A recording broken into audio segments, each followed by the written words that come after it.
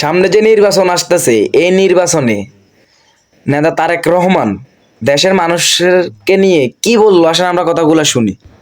ইনশাল্লাহ আগামী ফেব্রুয়ারি মাসে যে নির্বাচন, সেই নির্বাচনে বাংলাদেশের মানুষের সমর্থন নিয়ে বাংলাদেশ জাতীয়তাবাদী দল সরকার গঠন করতে সক্ষম হবে। এক মিনিট,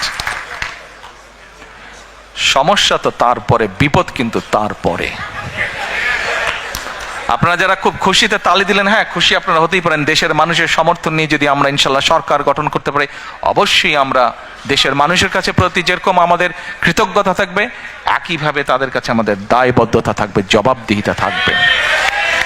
এই মুহূর্তে দেশের যে শিক্ষা ব্যবস্থা, দেশের যে স্বাস্থ্য ব্যবস্থা, দেশের যে অর্থনৈতিক ব্যবস্থা, ব্যবসা বাণিজ্যের যে অবস্থা, ব্যাংকগুলোর যে অবস্থা, প্রত্যেকটি বিষয়, ইউ নেম এনি সাবজেক্ট, যেই অবস্থা প্রত্যেকটি মানুষের সাথে রিলেট করে, মানুষের জীবনযাত্রার সাথে রিলেট করে, প্রত্যেকটি অবস্থার অত্যন্ত শোচনীয় অবস্থা, প্রত্যেকটি ক্ষেত্রে অত্যন্ত শোচনীয় অবস্থা। আমরা বিশ্বাস করি, আমরা শহীদ জিয়া, দেশনেত্রী খালেদা জিয়ার সৈনিক যারা, আমরা বিশ্বাস করি ইনশাল্লাহ মানুষের সমর্থন নিয়ে আমরা সরকার গঠন করতে সক্ষম হব।